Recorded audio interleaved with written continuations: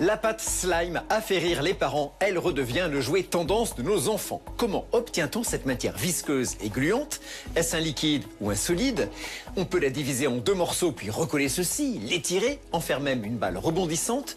Comment la science explique-t-elle ces incroyables propriétés? Et en prime, nous allons vous montrer comment faire vous-même très simplement votre slime personnalisé. Reportage d'Antoine Dufeu.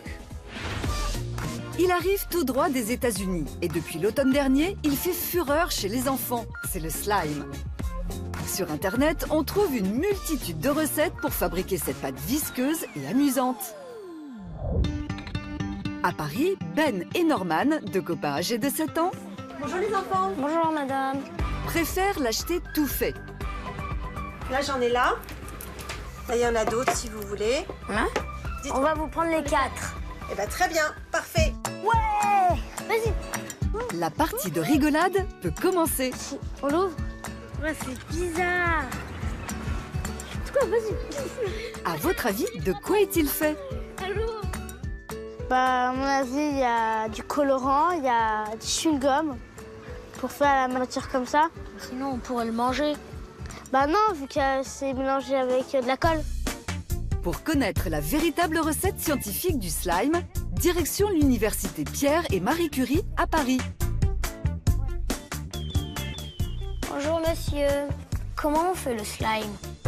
Tristan Briand, physicien, va vous dévoiler tous ses secrets. Pour fabriquer cette pâte avec cette propriété complètement incroyable, la recette elle est relativement simple. Il y a 2 ingrédients principaux. De l'alcool polyvinylique qu'on trouve dans la colle et du borax qu'on retrouve dans les détergents, les lessives, la mousse à raser et le déodorant. Le borax pur est une substance toxique. Il doit donc être manipulé avec précaution. Pour faire du slime, il faut le diluer avec de l'eau et ne jamais dépasser un dosage de 0,2%. Ensuite, on verse cette solution dans de la colle. Regardez ce qui se passe immédiatement. Vous voyez que la colle, on a l'impression qu'elle se solidifie, mais en fait, elle reste très visqueuse autour de la cuillère. Vas-y, tire. Tire, voilà. Mais que s'est-il passé? À l'intérieur de la solution, en fait, s'est produit une réaction chimique. Les polymères de colle se sont agglomérés grâce au borax.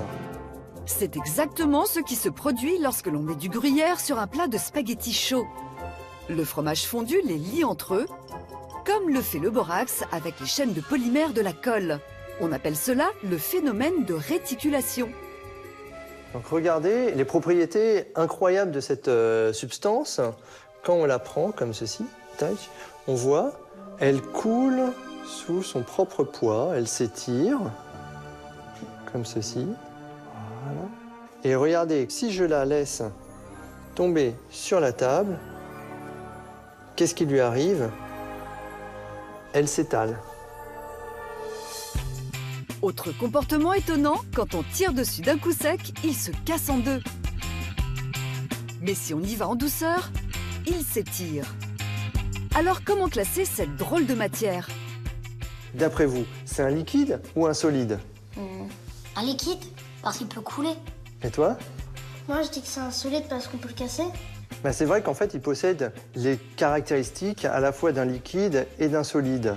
En fait, c'est un liquide qu'on qualifie de non newtonien. C'est-à-dire que lorsqu'on le manipule rapidement, il se comporte comme un solide, on le casse, mais lorsqu'on le laisse lentement reprendre ses caractéristiques, il a vraiment les propriétés d'un liquide qui coule, qui s'étale, qui prend la forme des récipients dans lesquels on le met. À l'état naturel, il n'existe aucune matière ayant ces propriétés étonnantes. Depuis quelques mois, sur Internet, c'est de la folie. Des milliers d'internautes font du slime maison et postent leurs vidéos. Et la recette qui fonctionne le mieux utilise une célèbre colle que les écoliers connaissent depuis des générations. Qu'est-ce que cette colle a de spécial? Pour le savoir, direction l'usine de fabrication à Tours. Le secret de cette colle si adaptée à la fabrication du slime, c'est son dosage élevé en alcool polyvinylique, le composant clé de cette recette. Mais par quoi peut-on remplacer le borax qui, lui, est une matière toxique compliquée à manipuler. C'est ce que vont découvrir Ben et Norman grâce à Ampoule, médiatrice scientifique à Paris. Bon alors aujourd'hui, on va faire du slime, on va utiliser plein de produits, mais au lieu d'utiliser le borax, on va utiliser de la lessive. Rappelez-vous, le borax est un détergent que l'on retrouve, bien sûr dilué, dans la plupart des produits hygiéniques comme la mousse à raser, le déodorant ou encore la lessive. Alors les enfants, pour faire du bon slime rigolo et sans danger, voilà la recette. Ok, attention, c'est parti. On prend la colle, on la met et ensuite avec la pipette, on va prendre de la lessive, on met la couleur, on mélange et après on compare. Allez. Regardez, en quelques secondes, notre slime fait maison prend forme. Ah, ça y est, ça marche. Alors il est comment ce slime? Bah, il est bien, il est comme je veux, il est dégoulinant, il colle pas aux doigts. Du coup, tu vas pouvoir t'amuser avec? Bah ouais. Et vous allez voir qu'on peut donner à cette pâte une nouvelle propriété étonnante, celle d'absorber les chocs. On va prendre un œuf. Alors un œuf pas dur, hein. On va le mettre à l'intérieur de notre préparation et on va le lancer sur la table. Lancer comme ça? Lancer comme ça. Comme ça. D'accord? Et là, on va voir si l'œuf va se casser ou pas. Mais pour que ça marche, il faut modifier le dosage de nos ingrédients. Alors d'après vous, plus de colle ou plus de borax? Plus de colle. Mais non, c'est plus de borax. Bonne réponse! En doublant la dose de lessive et donc de borax, on obtient plus de liant entre les chaînes de polymère de la colle. Conséquence, elles sont quasiment soudées entre elles, d'où cet aspect plus épais et caoutchouteux. 3, 2, 1. On ouvre. J'avais gagné! Et l'œuf Et est intact. Ça veut dire que nous avons bien prouvé que notre slime, avec le borax que nous avons mis par rapport à la colle, a absorbé le choc.